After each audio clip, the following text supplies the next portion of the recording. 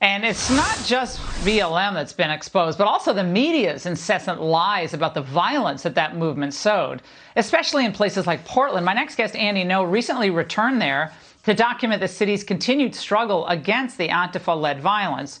Well, it took just one night for suspected thugs of the Antifa nature to find Andy and send him to the hospital. Joining me now, Andy No, editor-at-large of the Post-Millennial, author of Unmasked. He's joining us from an undisclosed location, which we're not going to reveal for his own safety.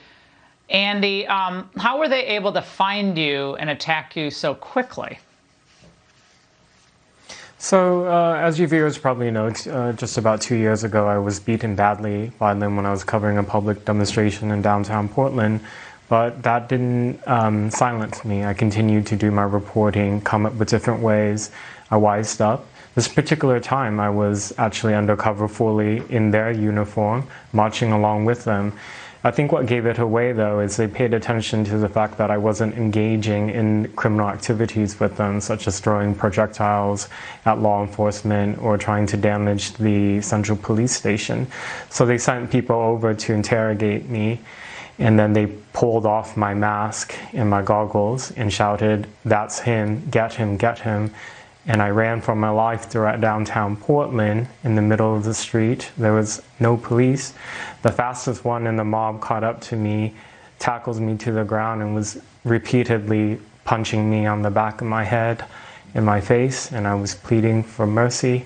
He got distracted. I got up and ran into the nearest thing that was open because most of the businesses in downtown Portland are boarded up, which was a Nines hotel.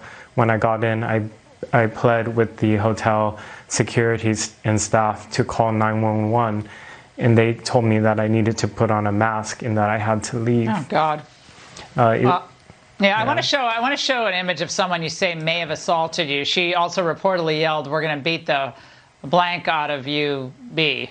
Andy, have you given this photo to police? I mean, I don't know. You can't really see much in that photo. Of course, the mask. Another reason we don't want the masks is you can't identify anyone committing acts of criminality. Have you heard from the police?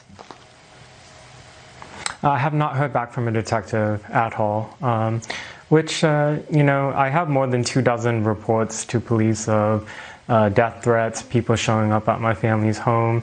That was the reason why I had to flee Portland last year. The reason why I came back was to care for my elderly parents on a certain family matter. And it's important for journalists to be on the ground to see. Well, it's important to be on the ground, Andy, but apparently you have a target on your back, and I think, you can't just keep getting beaten in the head. It's just not going to be good for you. Absolutely. You just can't. I mean, someone else is going to have to pick up the mantle here because they know who you are, and they're just going to beat you, and they're probably going to try to kill you. And they would if they could. Andy, thank you for your continued reporting, but you got to be careful out there. Thank you. And Fox Nation is making sure that you never miss an episode of the Fox News primetime lineup.